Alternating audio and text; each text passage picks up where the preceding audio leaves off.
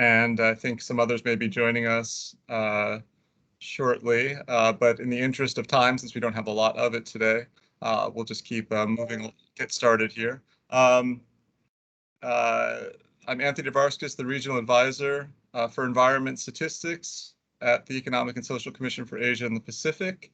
And today what we're hoping to have is a good discussion of various strategies and approaches for moving beyond GDP, with some examples from countries that are working in this area. Just a few rules of order for the attendees. If you could please keep cameras off unless you're speaking, please raise the hand in order to have the mic unmuted and share questions. And we're hoping that if the time goes as planned, we're able to have a good discussion session with the panel and the audience at the end of this side event. So without further ado, I'd like to introduce Rachel Beaven, who's the Director of the Statistics Division with UNSC, to provide some welcome remarks. Hello, Rachel. Thank you very much, Chair. Distinguished guests, it's a great pleasure on behalf of UNSCAP's Executive Secretary, Ms. Almeida Salcia Alicia Bana, to welcome you to this side event to discuss ways to measure progress beyond GDP. This is an important topic that has implications for how we meet the global goals and targets related to sustainability and well-being. Persistent inequalities in education, income, and life expectancy, continuing losses to biodiversity, and ongoing and developing risks from disasters and climate change globally, and particularly within the Asia-Pacific region, indicate the need for measures of progress that correspond to these and other global challenges. Many of you are very familiar with gross domestic product, or GDP, which measures economic output or activity. Indeed, over its decades of development, GDP has become a leading and often referenced indicator for both the general public as well as those making national decisions and policies. The system of national accounts, which supports a standardized approach to calculating GDP, has been critical in ensuring its consistency and credibility. GDP provides important information on economic growth and how it varies across countries, but considered alone, it does not provide a full picture of well-being or sustainability. GDP does not address distributional concerns related to income flows, nor does it inform us about trends in national wealth related to natural or human capital. In the recent report, Our Common Agenda, the Secretary General emphasised the need for complementary measures to GDP, noting, and I quote, that now is the time to correct a glaring blind spot in how we measure economic prosperity and progress.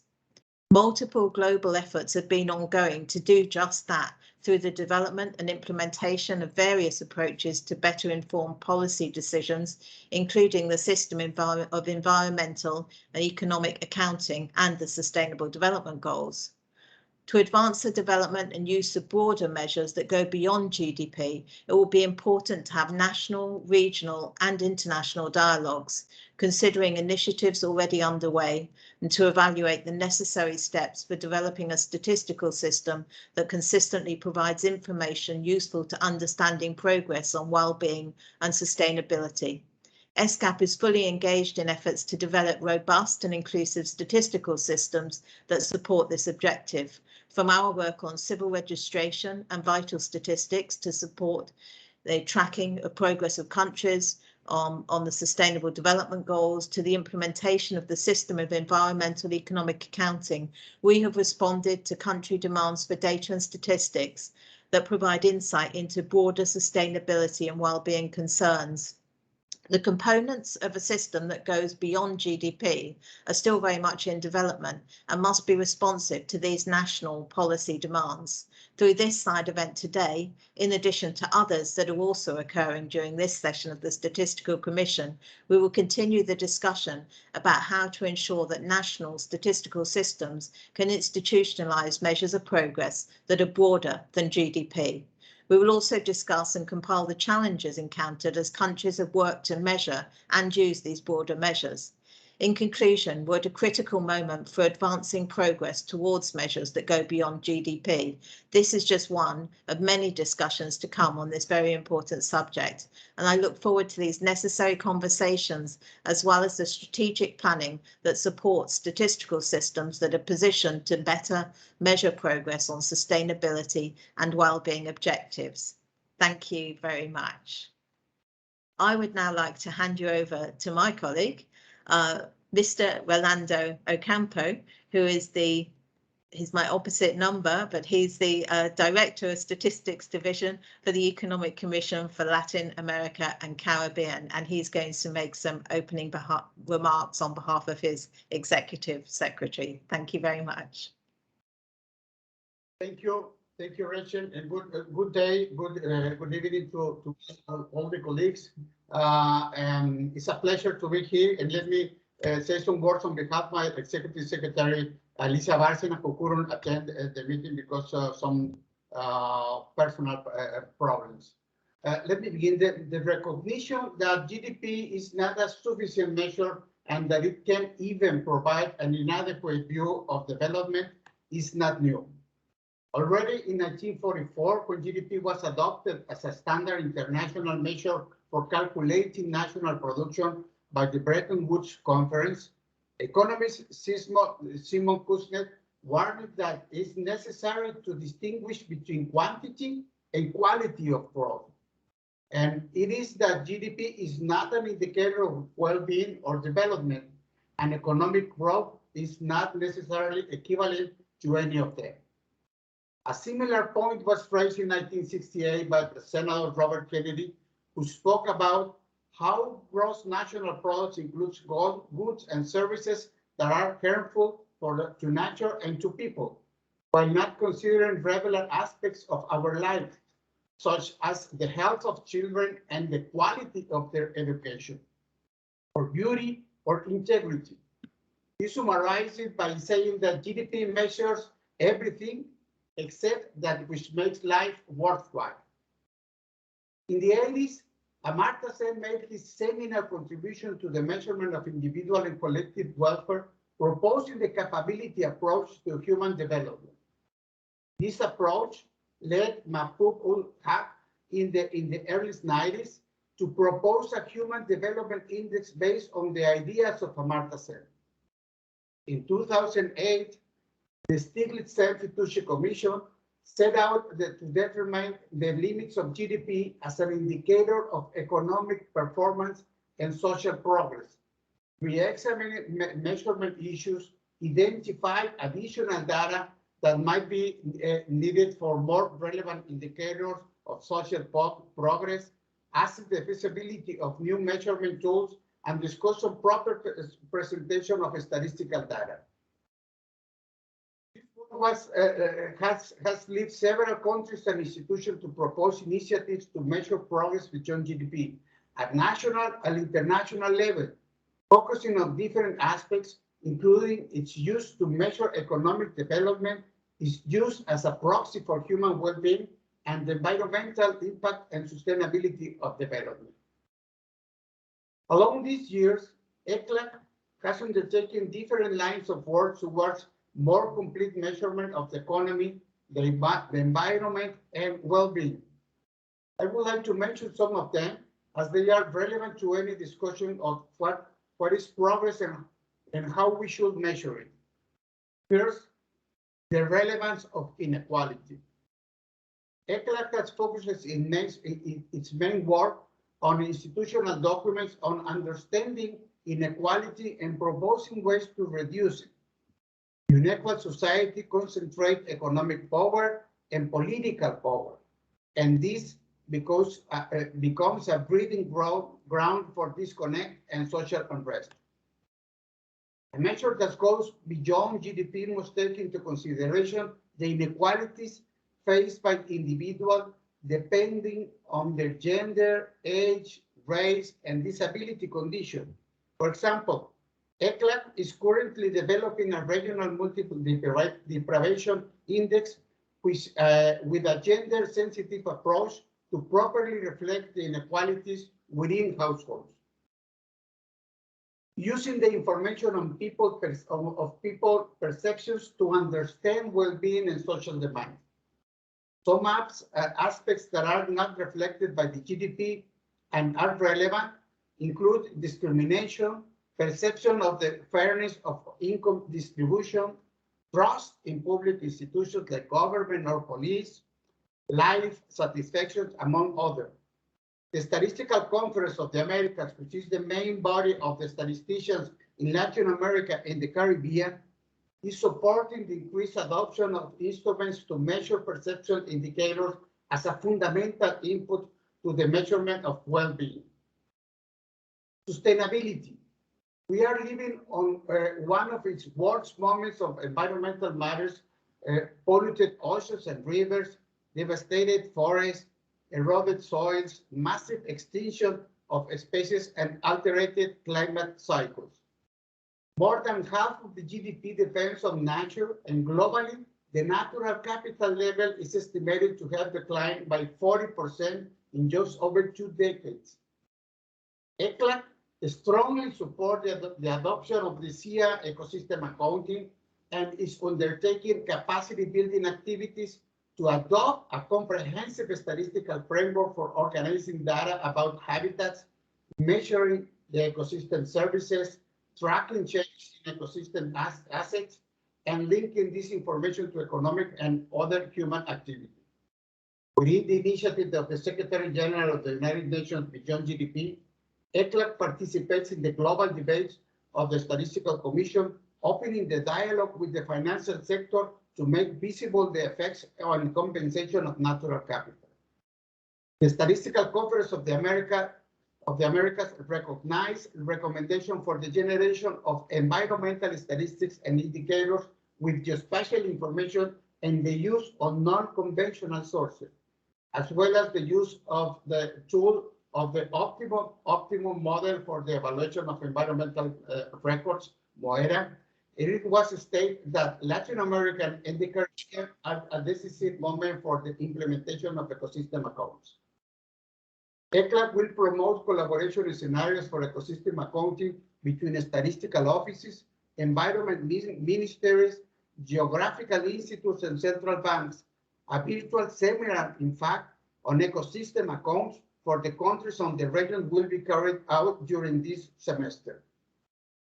Finally, I would like to highlight the importance of regional specificity, as certain aspects of well-being might be more relevant in some regions than others. For example, when working together with OECD to adapt their well-being framework to the Latin American countries, one of the issues that were raised by countries was to take into consideration the absolute poverty rate, where the lack of adequate incomes is still very high. Also, the importance of natural hazards and climate change are highly relevant for Caribbean countries whose living conditions are very vulnerable to their impacts. So, finally, one of the lessons that in thinking about measure that goes beyond GDP is that a one-size-fits-all solution might not be appropriate. Well-being depends on the context and characteristics of the countries and regions where people live. With this, I finish my participation, and thank you, all of you, and I send you the voice, Anthony. Thank you. Thank you very much, Rolando, for those remarks on behalf of the Executive Secretary, and thank you, Rachel, for the remarks on behalf of ESCAP's Executive Secretary. Indeed, a very, very important issue to figure out moving forward, and to help shed some light on that, I'm happy to now here introduce Martine Durand, who's the former OECD Chief Statistician and a member of the French Statistics Authority. Martine, you now have the floor, and we will share your slides for you, so please just let us know to advance. Thank you.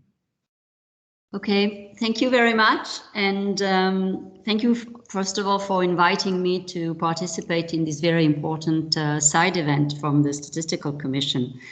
It's 3 o'clock here in Paris, So bear with me if you feel that I'm not as articulate as I should be, because it's very early or very late, as you wish. First of all, let me tell you that I'm really delighted to speak to you about this issue, as I said.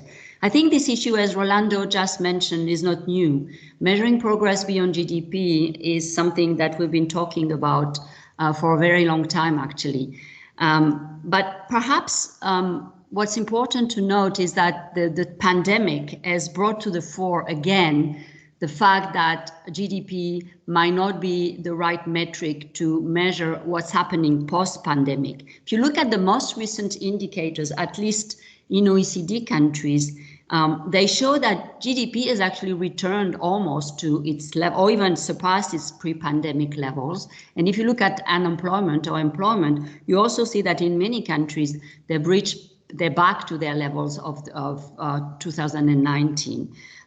So I think that, you know, based on GDP, you would say, well, we're almost there, and there's nothing much to, rather than to continue doing what we've been doing, and we're going to be recovering.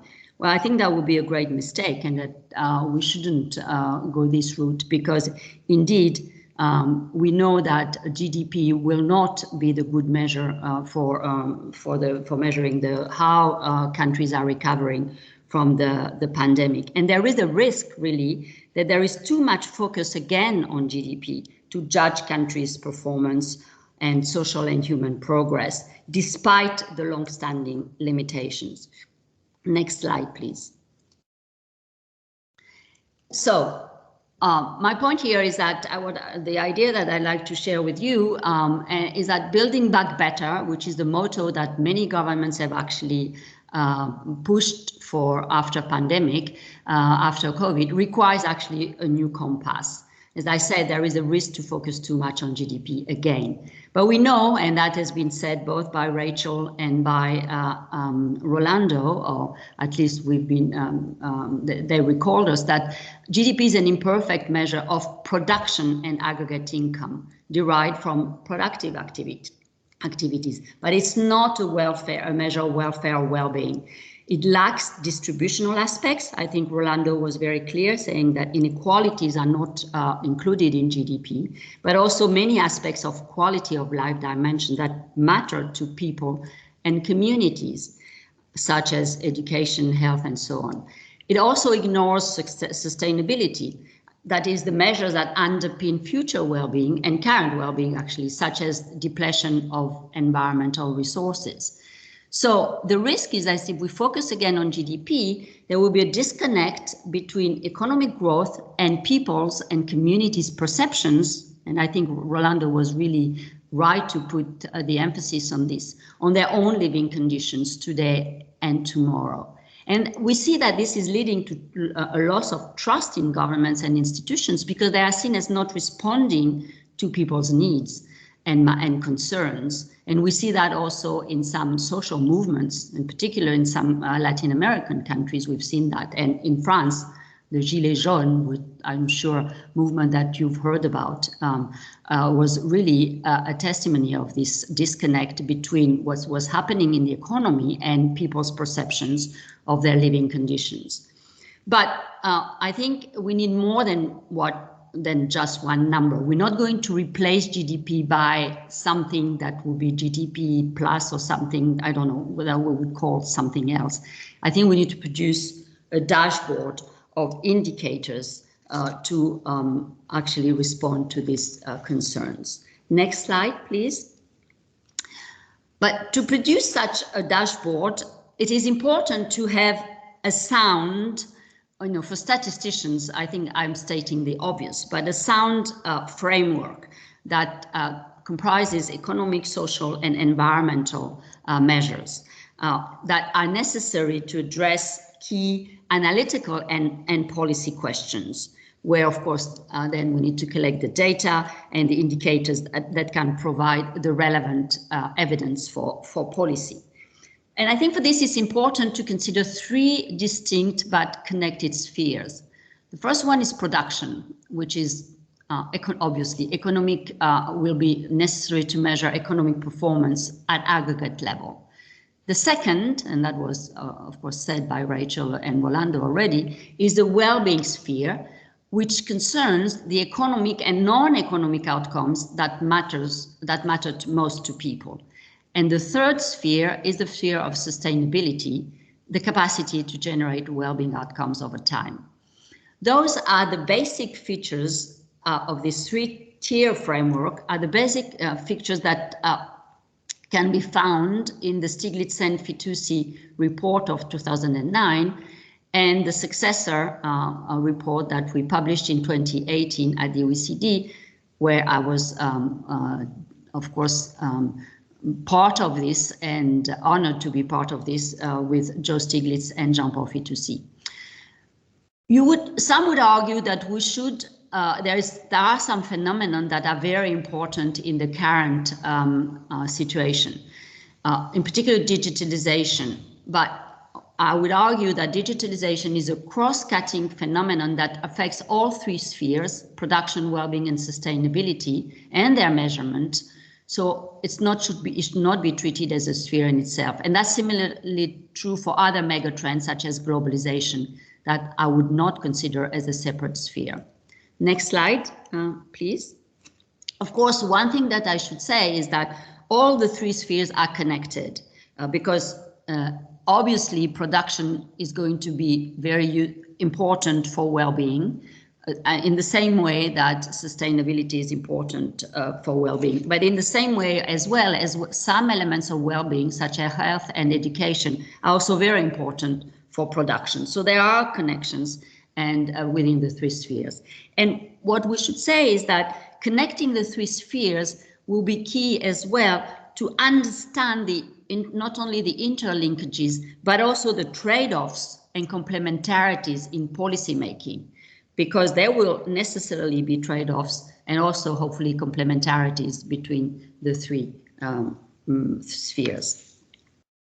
Now, constructing this new dashboard means that we need to improve GDP measurement, so existing measures, and we need to develop new ones, investing in new ones. Within the production sphere, improving GDP measurement will mean addressing long-standing limitations, such as those that actually Rolando already mentioned, and Rachel as well. For instance, let me start with the scope of assets that are included in the production process.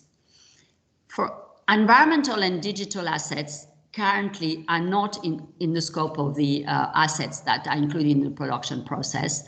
And the treatment of education and health are also very important because they are not considered as one of the assets that leads to increased production. Whereas one could argue, of course, that people who are well educated and are in good health will be more productive. A second area where there is need to improve GDP is the fact that in many countries, and in particular in countries in the two regions in Asia Pacific and in the Latin America and the Caribbean, there is, but also in OECD countries, it's also true, there's a lot of unpaid household production and work, such as caring for children, but also digital services, the fact that you do your own reservations online and so on, that you do yourself, that households do for their own production, is not included in GDP, but they are actually can be very important. There is also an issue about whether we measure well the digital economy, the size of the digital economy. For instance, free services, the value of data, digital trade, all of these need to be better measured. Globalized production, cross-border operation of multinational enterprises, including, importantly, intellectual property products, are not very well measured either, and are very important in the world we live now. For instance, it's very hard to measure a number of investment or intellectual property products that are moved from one country to the other and have great implications on GDP. And a final point, which I would like to highlight, especially for the two regions again, is informality. In principle, it's included in GDP because there are estimates of informality, but it's underestimated in countries where it is very high. So within the production sphere, while we're using GDP a lot, there are still a lot of measurement issues and limitations that need to be addressed.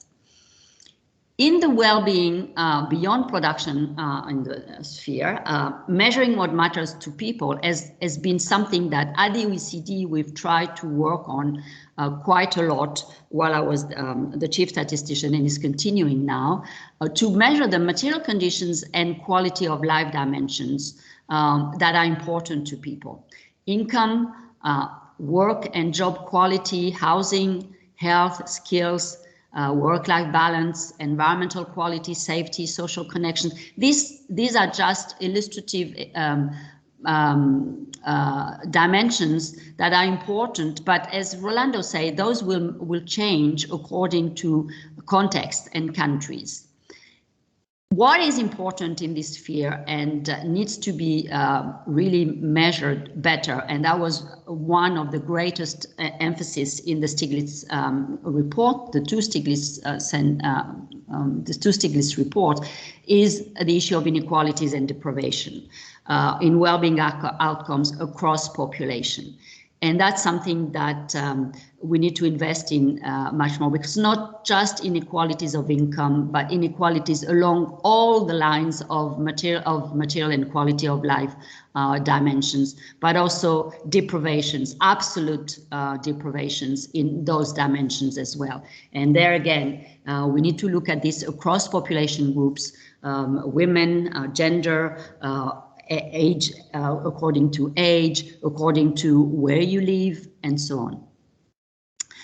On sustainability, I think that's where probably the greatest measurement challenges are, where the resources for future well-being can be best measures in terms of capital stocks, the economic stock, capital stock, the human, the natural, and the social capital, such as produced assets for economic capital, skills, protected areas, biodiversity, trust. But of course, the flows, you want to know not only the stocks, but the flows, the depletion and investment in those capital stocks. And something that's been mentioned as well are the risks to those stocks.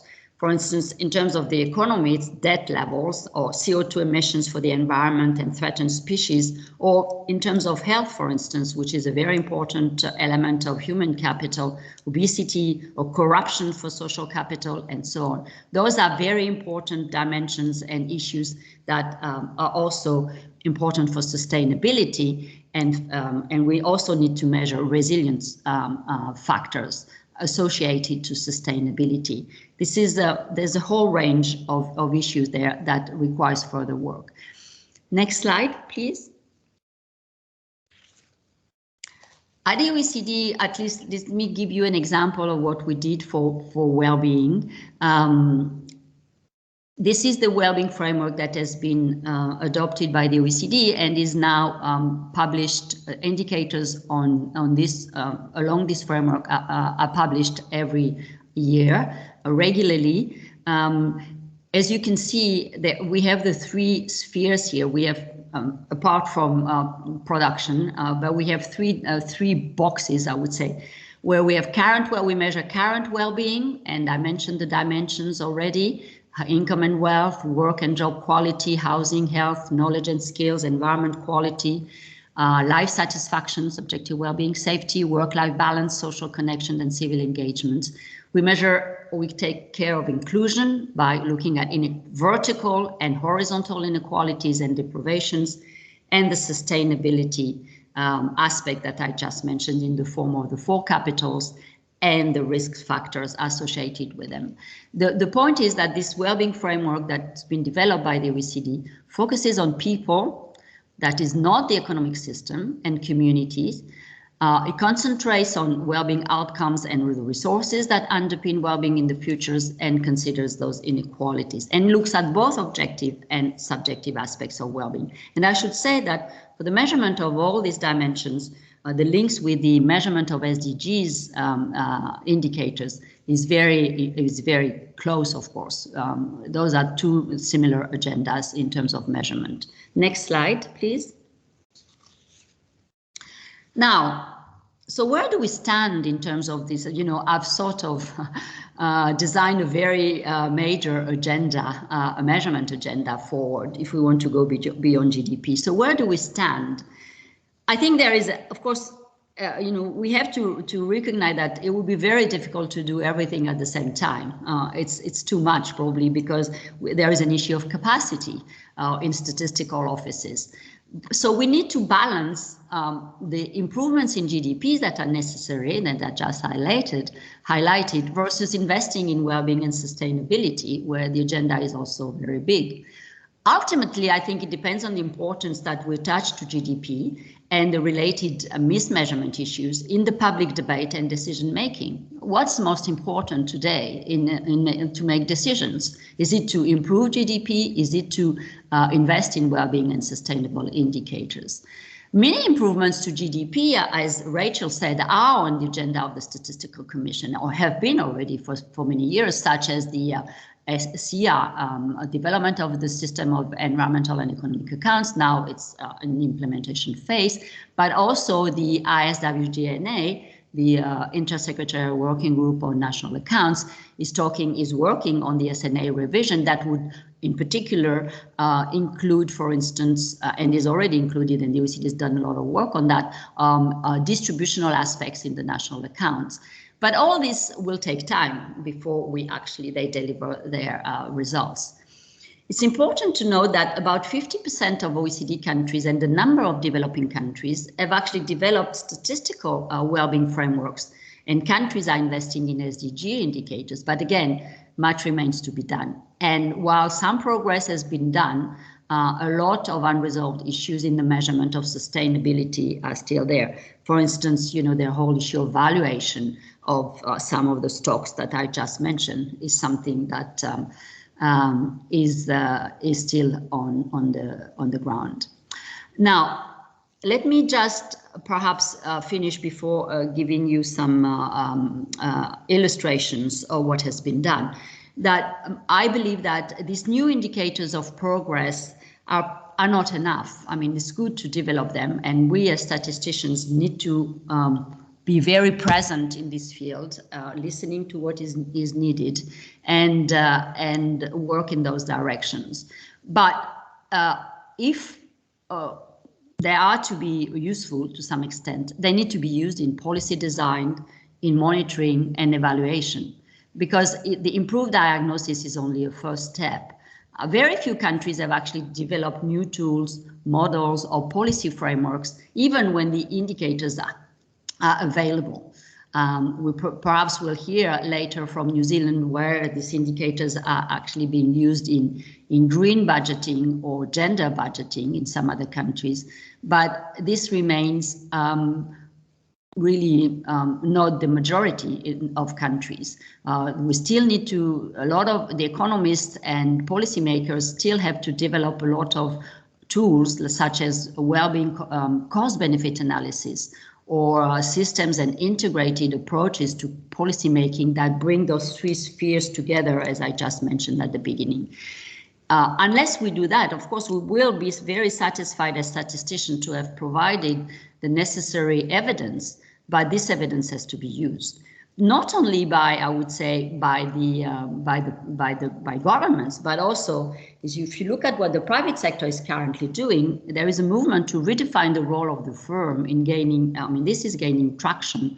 The notion of, you know, taking out all the stakeholders, the shareholders, and there are lots of now also movements to align the approaches to measure business non-financial performance along the lines of what we're doing in terms of going beyond GDP. So there's a lot of demand out there, and we should be present to answer, to respond to these demands, and make sure that we don't stop at the production, but we encourage policymakers to use what is being produced. Next slide, please, and I will just finish by some illustrations. Yeah, the and first, sorry, Martine. Yeah, if we could, we're a bit over time here, so if yeah, so I'll go very fast. I'm just showing slides, but I'm not going to comment. I'm not going to comment. The first, next slide, please, is to show you that the countries that have actually adopted a national well-being and sustainability frameworks. This here in the slides you see just a few countries, but there are many more. Next slide, please. This is what Rolando mentioned, what the work we've been doing at the OECD with the EU and ECLAC on adapting the OECD Wellbeing Framework to priorities in 11 countries in the LAC region. Here you have the list of countries where additional issues such as poverty, informality, child labor, and so on have been added. And the framework now includes 30 headline indicators. And this is the example of the use that can be made. Next slide, please.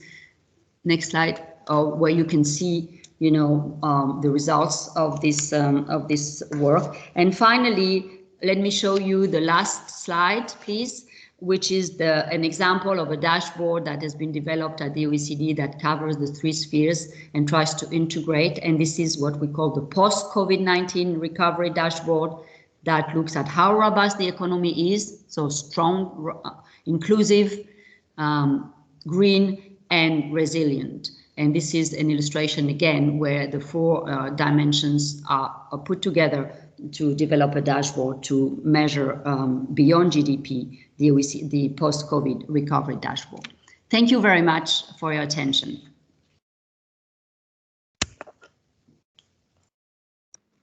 Thanks, and thanks very much, Martine, for that very comprehensive presentation, and as well as for the examples. And sorry we had to rush through the end of those examples there, but I hope we can flesh out a bit more of those in the discussion, and very much appreciate you staying up at this late hour or early hour to coherently deliver all that information to us.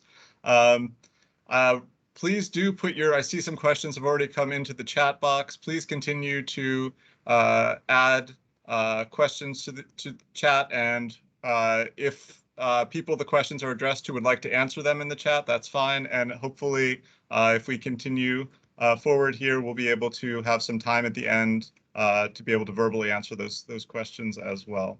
So now we're going to move into a discussion of country experiences in moving beyond GDP. And I'm very excited that we have 3 different countries that will be speaking, Costa Rica, New Zealand, and Mexico. And to start us off here, I'd like to introduce Mr. Johnny Aguilar Madrigal, who's an economist in environmental statistics with the Central Bank of Costa Rica. Johnny, please take the floor. Thank you. Can you hear me? Yes? Yes. Okay, so thank you. Thank you for the invitation, first of all. So let's go straight to the point, because I have just a few minutes. So next slide, please. So what motivates the effort to move beyond the GDP? Why ecosystem services? In order to answer that question, I want to present to you some key points about the ecosystem services in economy in Costa Rica. Costa Rica is the first country in stop and reverse the deforestation. At the mid-80s, we had 26% of forest cover. In 2013, with information of the National Forest Inventory, we know that we have now 52.4%, and that is important. That is the kind of things that we want to put into the accounts. Costa Rica invests around $300 million in payment for ecosystem services. Nevertheless, we're still looking to improve our internal carbon market. And we're still working in a comprehensive accounting the natural capital that we have. Of course, that we have issues, problems to solve. For example, we have pressure over ecosystems from the agricultural sector. urbanization, and land degradation. So the relevance of ecosystems in the economy, well, like I said, Costa Rica have 52.4% of forest cover. That's especially important when you realize that the forestry only represent the 0.07% of the GDP. That fact shows that Costa Rica is not a landing country. The value of the forest is in another field. So the hydropower represents around the 70% of the total energy production. And tourism, of course, a very important sector in my country. The tourism represents 4% of the GDP. But the question is why people keep coming to Costa Rica. So of course there are cultural and social aspects, but we also know that the environment, in this case, ecosystem services, play an important role in this interaction. Next slide, please. So what has been the process to compile this statistic needed for the effort? Let me say that it's a process that requires an identification phase of stakeholders who have value information on ecosystems. Let's remember that many of these stakeholders do not see the BCCR, the Central Bank of Costa Rica, as an institution that compiles this type of statistics. So it's necessary to provide an explanation of the methodology. In our case, it's the SEA, the System of Economic and Environmental Accounting. In addition, there is an intermediate step in which the information is brought to the bank and the work begins to match it with the required form that the accounts need. So yes, and it's precisely for this the staff of the environmental statistics area must be in constant training to give interpretation to information that is not necessarily an expertise of an economist, including an environmental economist.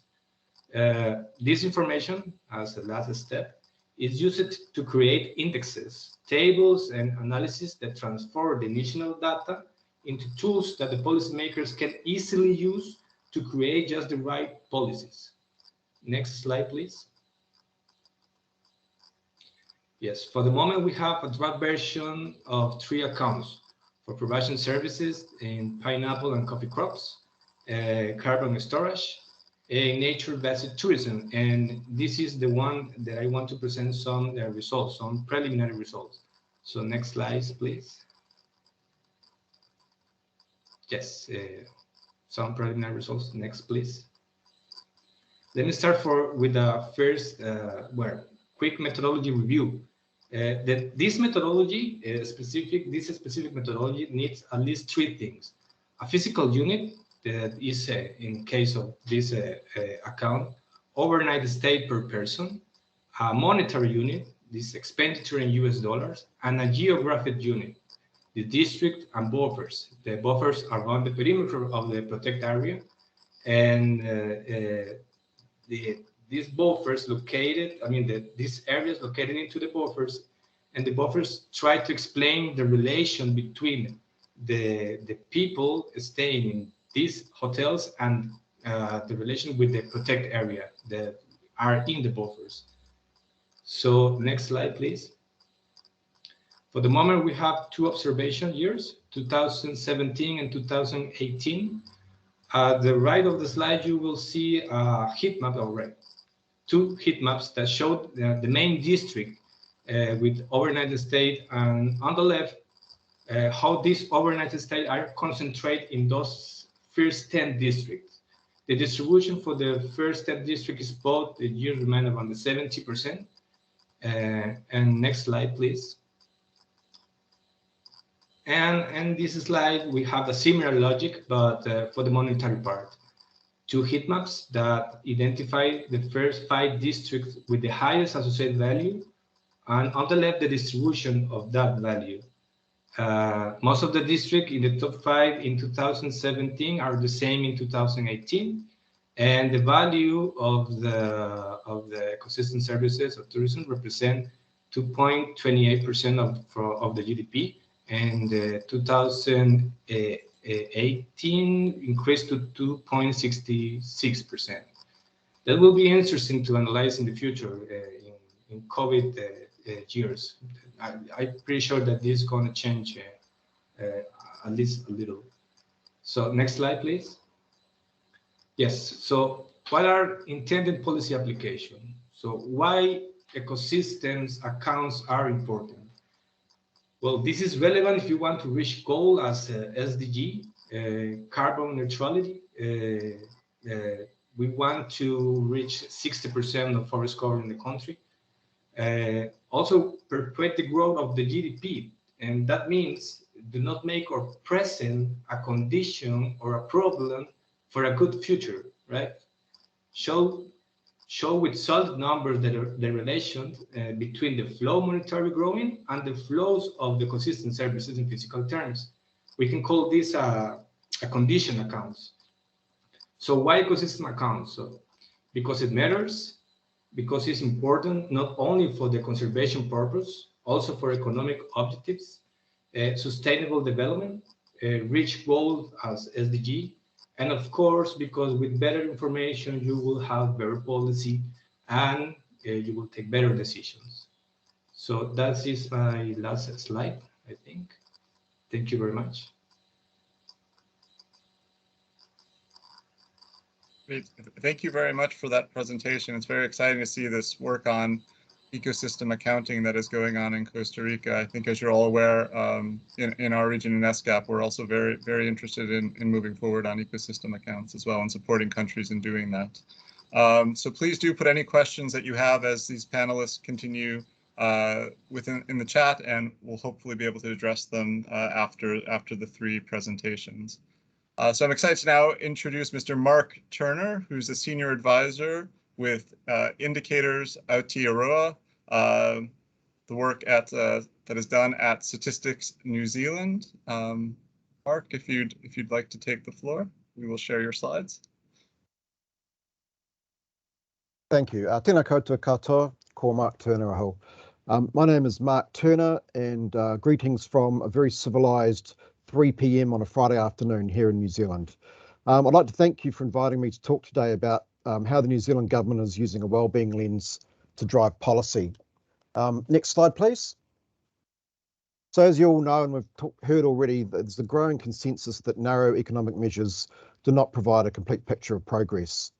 In 2018, the New Zealand Prime Minister, Jacinda Ardern, announced that the government's plan for New Zealand to become the first country to embed wellbeing and sustainable development in its budget decision-making process by using measures of social, cultural and environmental progress. There's two separate but linked projects that were used. So the first one is Indicators Aotearoa New Zealand, which was set up by Statistics New Zealand to measure what matters for New Zealanders. These indicators of New Zealand's wellbeing would then feed into the Treasury's Living Standards Framework, and this is a policy tool. The Living Standards Framework is an analytical tool that is used to help policy analysts broaden their thinking and consider multidimensional connections. So using this framework, the first wellbeing budget, which took account of more than economic considerations, was presented in 2019. Next slide, please. So this diagram shows how the broad range of IAN's indicators of wellbeing feed into a number of policy initiatives and areas. Indicators Aotearoa is on the left of the diagram. So, for example, our work feeds into environmental reporting and reporting on the Sustainable Development Goals. But for the purpose of this talk, it's the relationship with the Treasury that's most relevant. However, please bear in mind that my expertise is on the left-hand side of the graph of the figure, and as you move further to the right, there's less of my involvement, especially when we get to the likes of government decision-making. So Stats New Zealand have a memorandum of understanding with the Treasury to provide data to the Living Standards Framework. And IANS provides indicators that are then used by other government departments in their decision-making. This also applies to the NGO sector, local governments, etc. The bottom line is that the IANS data set is a broader set of indicators with multiple users. Next slide, please. So our vision for Indicators Aotearoa is to create an independent picture of progress through a wellbeing and sustainable development lens. So IANS is there to support a wellbeing approach to decision-making by providing a broad set of indicators based on what matters to New Zealanders. Being inclusive included consulting with all New Zealanders, including our Indigenous Māori population.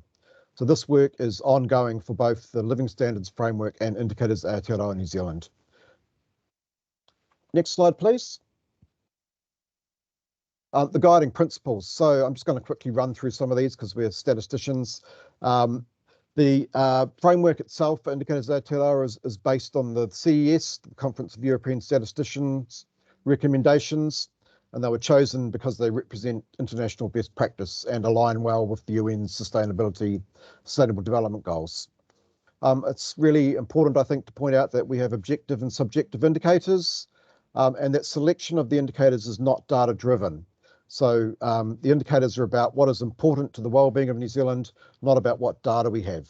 And so we have identified data gaps for approximately 40% of the indicators. The measures for each of the indicators was selected to provide breakdowns by age, sex, ethnicity, etc., in order to provide subgroup analysis of well-being. And this is the same with the Living Standards Framework. As Rolando said in his opening remarks, we really need to look at inequality.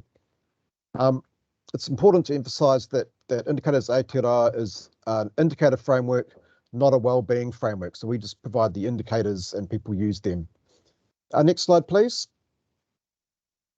So this is the key dimensions of Indicators Aotearoa.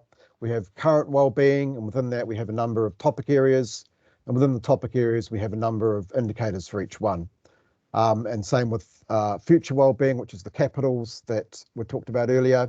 But what we also have is a transboundary impact. So this is the impact that New Zealand has elsewhere. So this includes things like waste export and climate change, and a number of contextual indicators that are included as well. Altogether, we have 109 indicators, and as I said, roughly 40% have no data at the moment, or what we call proxy data, which is something there, but it's not what we'd like in the final analysis. The data gaps that we have are currently feeding into our government's 10-year data investment plan, which is an all-of-government plan to look at what gaps we need to fill. And I think it's probably important for this group to mention there's a large number of environmental indicators that have data gaps. Next slide, please. So I'm now moving on to the Living Standards Framework. This is based more on the OECD How's Life, and whereas the IONS indicators are more aspirational, having data gaps that we hope to fill at some stage, the policy focus of the Living Standards Framework means that they have to use data that's available. They also have a lot of comparisons with international that we're not so worried about in Indicators Aotearoa. So we try and provide information from our framework to the Living Standards Framework, but not all of it's provided because they have other needs that we don't have. So slight different focuses. The Living Standards Framework has three functions. The framework, and in particular the dashboard, are used to inform New Zealand's wellbeing reporting, and this is becoming a more and more important feature. But in terms of what we're talking about today, the Living Standards Framework is also the Treasury's primary analytical tool for exploring wellbeing in more ways than traditional economic tools allow us to do. So the Living Standard Framework supports analysts to consider the complex economic, social, cultural, and environmental processes that generate and enable wellbeing across time. And the third thing is that the framework is used to assist Treasury's role to support the government to make complex ethical decisions. Next slide, please. This is the diagram of the Living Standards Framework, and it used to be very similar to the OECD one, but it's changed a bit recently as we update it. And I think the important point that I'd like to emphasize here is the role of culture that hasn't been talked about in terms of we've got environmental, we've got social, we've got economic, but we've also in New Zealand, I think it's very important to have cultural well-being. So that sort of infuses the whole Living Standards Framework and also the Indicators Aotearoa. It reflects the special relationship with Māori that New Zealand has, but also that New Zealand is a very multicultural society. So this framework here, it's not a budgetary framework, it's a conceptual framework to help decompose the general idea of well-being, to help support measurement and analysis. Next slide, please. So the Living Standards Framework is an analytical tool, and we have the Living Standards Framework dashboard, which contains the indicators within it. An example of use of the Living Standards Framework is obviously in budget bids for government departments, and agencies are guided to think about the type and scale of impact their initiatives have on wellbeing domains and on aspects of our wealth. They may not necessarily use the Living Standards Framework indicators for their work, because each area probably needs, the complexities of individual areas requires deeper qualitative and quantitative analysis to prove what they're doing. So agencies need to delve deeper into the impacts of wellbeing for each of their proposed initiatives when it comes to a budget bid. Next slide, please. So this is an example at the top of how a traditional budget process would work. So traditionally, individual agencies would present a budget bid to the Cabinet, and these were then assessed based on their value for money. But using the Living Standards Framework approach, you can see it's circular, but the agencies have to indicate the impact their initiatives will have on the wellbeing domains of the Living Standards Framework when they submit a budget proposal. And Treasury used this information to give ministers a sense of what types of wellbeing they are buying with their budget package. Final slide, please. Just want to quickly finish with some quotes from our New Zealand Prime Minister from the 2019 Wellbeing Budget, where she said that we've broadened our definition of success to not just look at the health of our finances, but also of our natural resources, people and communities. And this was followed up by our Finance Minister, who said, we cannot meaningfully address complex problems like child poverty, inequality and climate change through traditional ways of working. To make the best choices for current and future generations requires looking beyond economic growth on its own and considering social, environmental and economic implications together. Thank you.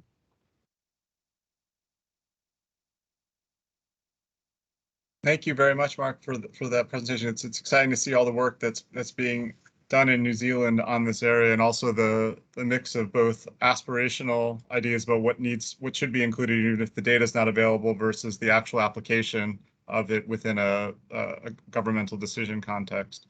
And I'm now excited to introduce our last panelist, Ms. Graciela Marquez Colin, the president of INEGI from Mexico. You now have the floor. Please, Ing, could you share the presentation? Thank you. Thank you. I think, okay, there is a presentation. Thank you very much. It's a pleasure to be here and to be invited to share with you some measuring progress beyond GDP in Mexico.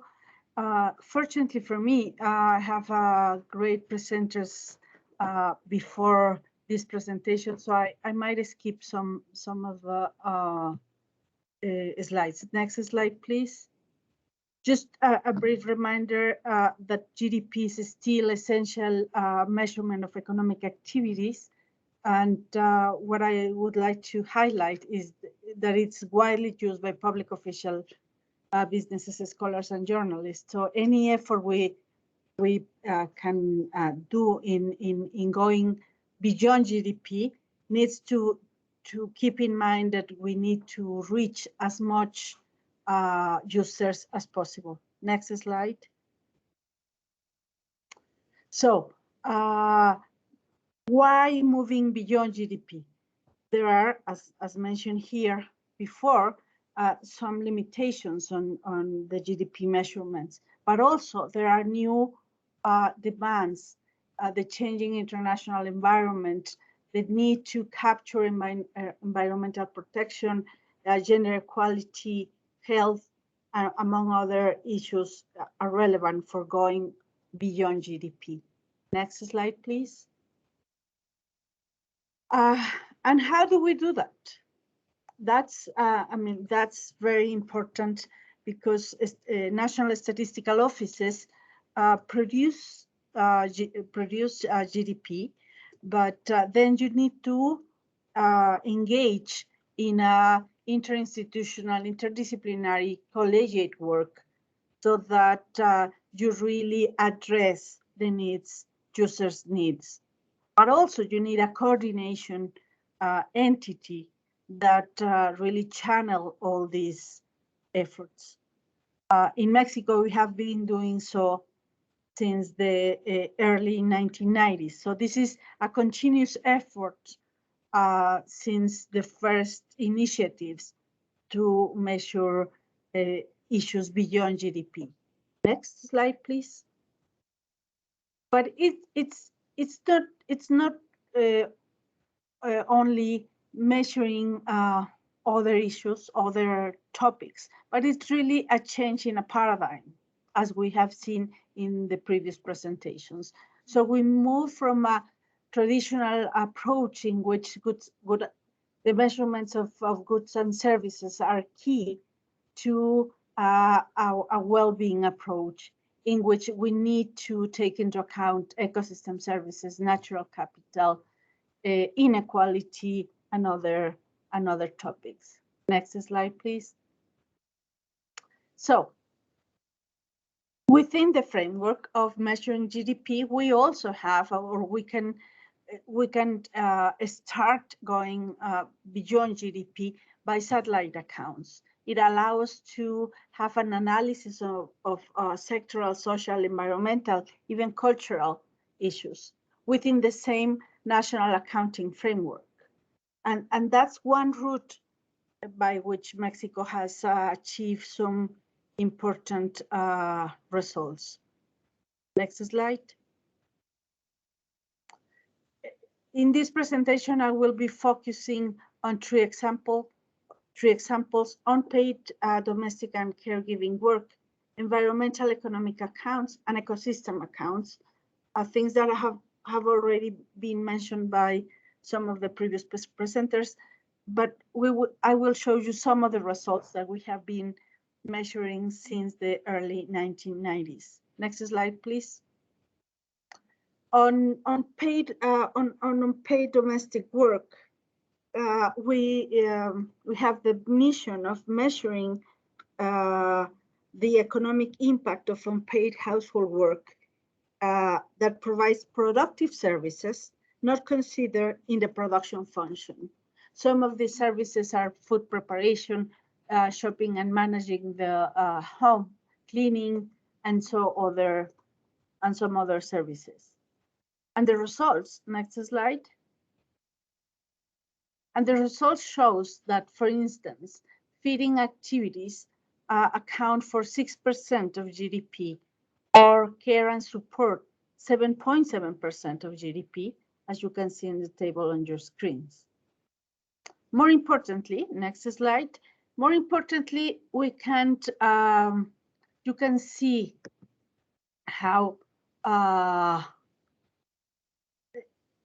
in our measurement of unpaid work, domestic unpaid work, it's not only measuring as a percentage of GDP, but also the distribution by sex. And the graph on your screen shows that most of this unpaid work is being performed by women. Next slide. The second example is the environmental economic account based on the CEA methodology.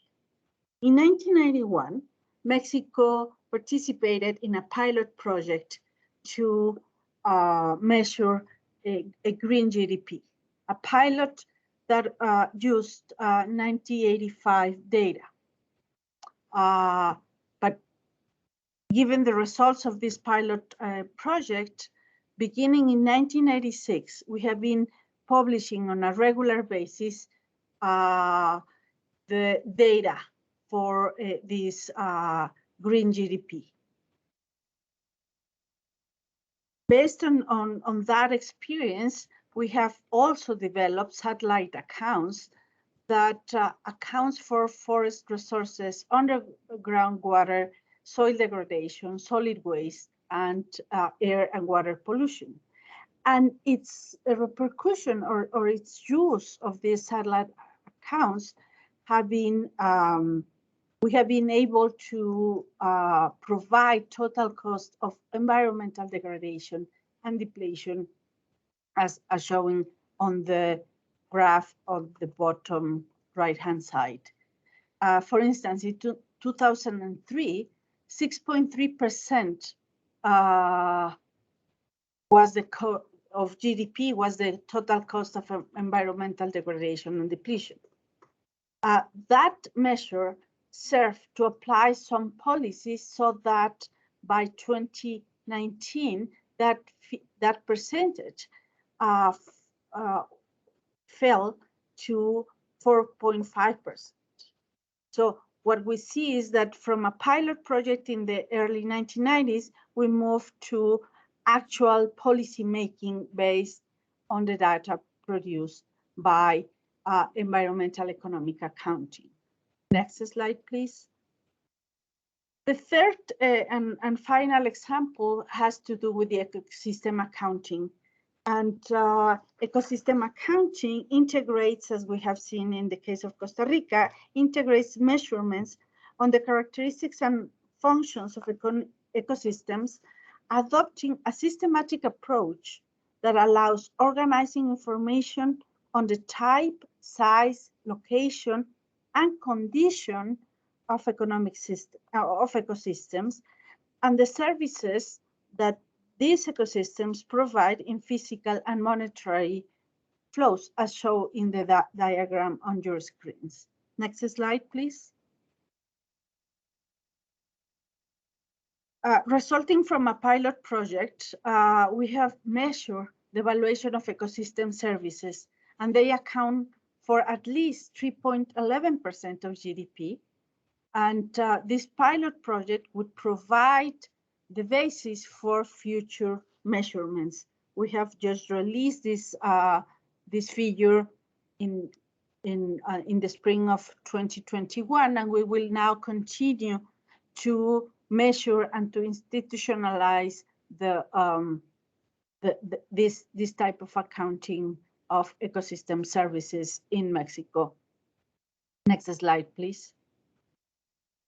So these three examples, these concrete examples of going beyond GDP in the case of Mexico has been translated into policy applications. In the case of the environmental adjusted GDP, as I already told you, it has become a measure, an indicator to measure progress in the sustainability of the country. And it's now more and more used in discussions, and actually it has been the base for some sectoral plans on environmental matters in policy making. In the case of the ecosystem accounting, the recent development has not translated directly in economic policy measures, but we do believe that it's very valuable for future discussions and promoting, and it would be a key element for the protection, conservation, and restoration of ecosystems, as it proves the importance of ecosystem services for human activities. And finally, and perhaps the more concrete example of policy application is unpaid work, household work, that because of the measurements, it was a basis taken by legislators and policymakers to create the national system of care using what INEGI has produced on the satellite account of unpaid work, unpaid domestic work. Next slide, please. This is where we have the three examples. And as you can see, this is a very long, at least a 3-decade work that now is showing some results. Thank you very much. Muchas gracias. And thank you very much for the presentation. And it's great to see all the long-term work that Mexico has been doing in these areas. Now, if all of I think maybe we'll try and have a couple of questions very quickly because we're running out of time. If all of the speakers could just turn their cameras on, please, that would be great. And I'll try and touch on these. And again, just keep any responses or thoughts you have as succinct and brief as possible, since we are short on time here. One of the questions was directed to Martine, but I think others can also add reflections as well. The question was, with the call for a new compass and given the focus on GDP, would you say that what we face is primarily a challenge of communication and use of data more so than one of measurement? Basically, how can we ensure that other measures gain the same prominence as GDP? So any thoughts on that from Martine or others on the panel? Well, I think we've seen some examples from New Zealand, for instance, that these new indicators have permeated throughout the society and in government. But it's true that it's very hard to move from something that is well established, such as GDP, to those new indicators. It's much more difficult to communicate on many more indicators for one reason. Your mind is such that if you have one number, it's easier to focus on one number than 100 and how many did you say, Mark? 50 figures at the same time.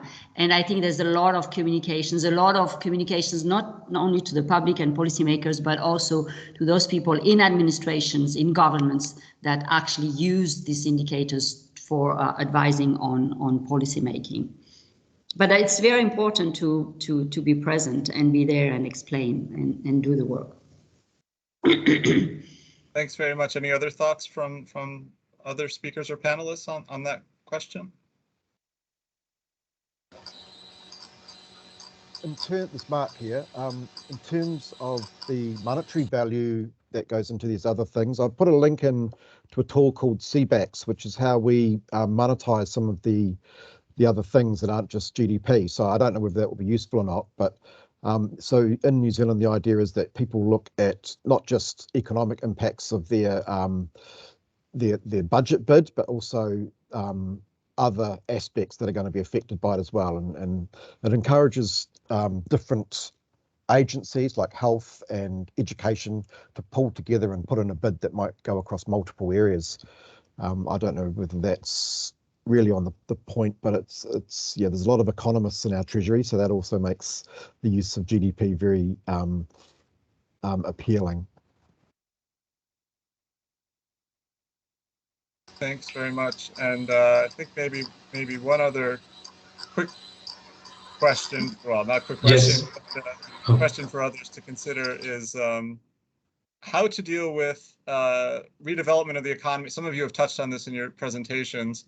Any thoughts on redeveloping the economy after COVID, particularly given that many assets are not being able to be used effectively, given the situation which has transformed travel, et cetera? I don't know if there's any thoughts on how the moving beyond GDP intersects with the post-COVID recovery. Just very briefly, please. Thanks. I just can say that it's going to be a big challenge for us. Actually, the results that you already see in my presentation come from a survey that the Ministry of Tourism make in the airport. So as you can see, this is going to be a big challenge for us to just have the same information, to produce the same data that you have here. So well, when that happens, I'm going to tell you how it's going. I mean, it's going to be very difficult. If I may, Perhaps we should say that there's been a lot of innovations in national statistical offices to gather data where it was possible to gather data. Of course, the information is probably less quality than if you had the whole information system working. But I mean, perhaps Graciela and others are best placed to say that. But innovation has been just booming during COVID to actually gather the data that is necessary to provide the information. Absolutely. I think it would be very difficult for us to return to statistic data recollection as we did before the pandemic. But I wanted to stress that in recovery, in the recovery issue, that quality showed to be a critical quality in health, quality in foreign direct investment quality became something that we now need to look at and provide our users, our data users, with quality as one dimension of statistics. Great. Any other reflections on that question before we move on to close, since we're just about at time? Okay, well, I will thanks to the panelists and for all of these very insightful presentations. Hopefully some of you may have time to respond to some of the other questions that are in the chat if you have not done so already. And I will pass it on to Rolando to close out the session. Thank you. Thank you very much, Anthony, and thank you very much to all of you, all the presenters, and in particular, dear Martin, just to be awake at 4:15 a.m.